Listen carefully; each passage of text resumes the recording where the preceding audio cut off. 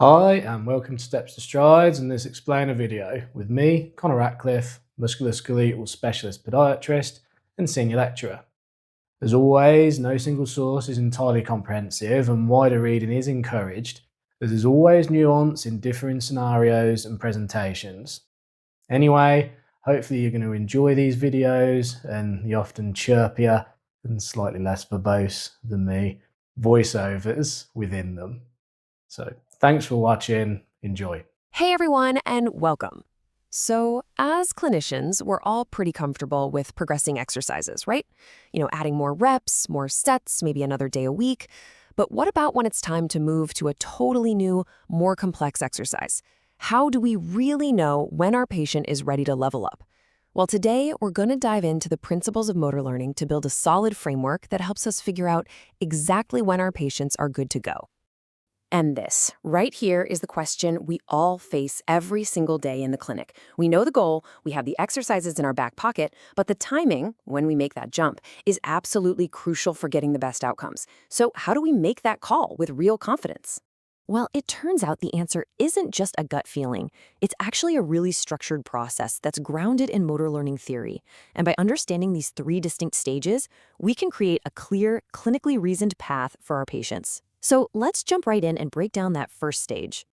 Okay, first up is stage 1, acquisition. This is ground zero for any new movement, and they often call it the cognitive stage, and for a very, very good reason.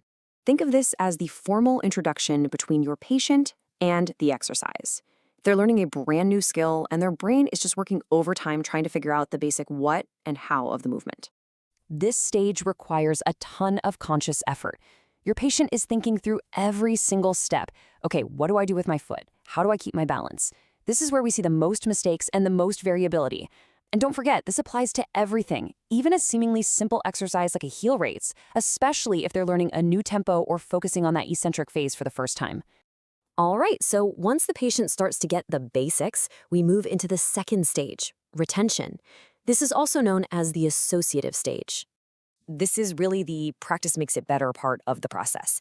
With repetition, the brain starts to hardwire those neuromuscular connections, which basically means the movement pattern gets ingrained and starts to feel way more natural.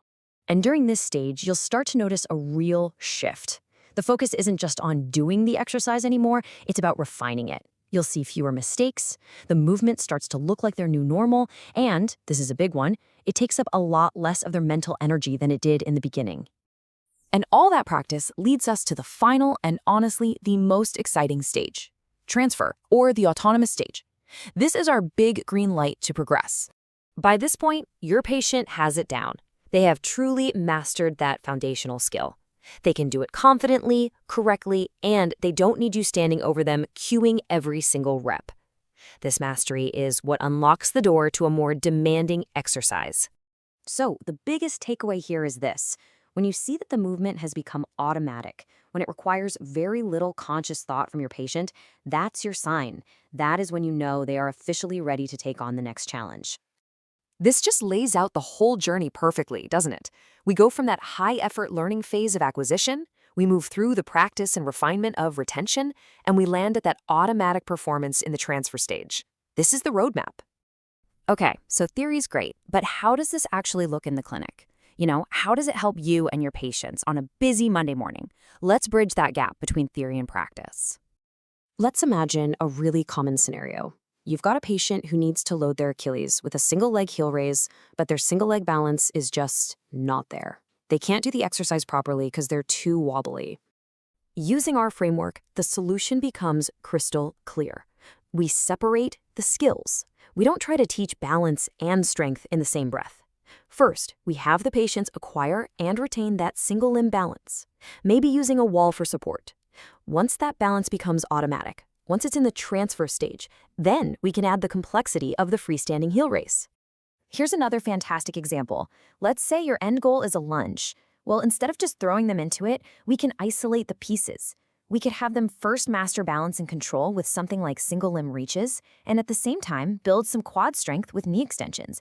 Once those individual skills are solid, they can be transferred and combined into that final compound lunge exercise. And this framework is just so versatile. You could use it to really nail down a solid hip hinge pattern with Romanian deadlifts first, and then transfer that well-learned skill to improve the form and safety of a much trickier conventional deadlift. Now, of course, the real world is always a little messier, isn't it? The journey through these 3 stages is rarely a perfect straight line, because every single patient and every single exercise brings a unique set of variables to the table. How long it takes to progress can vary a lot. On the patient side, you've got to think about their compliance, their training history, past injuries, pain levels, all of that. And then on the exercise side, how complex is it? Does it involve multiple joints and planes of motion? Are there a ton of cues to remember? All of these things are going to influence how fast a patient moves from acquisition to transfer. So here's the bottom line. This motor learning framework isn't a rigid recipe. It's a powerful guide for your clinical reasoning. It helps you make smarter decisions. But that individualized assessment and a personalized approach, well, that's always going to be essential. So this framework gives us a clear, logical way to progress our patients that goes way beyond just adding another rep. It's really about building a rock-solid foundation of skill before we add more complexity. So the next time you're about to progress a patient, just ask yourself, which stage are they really in? Thanks so much for joining me.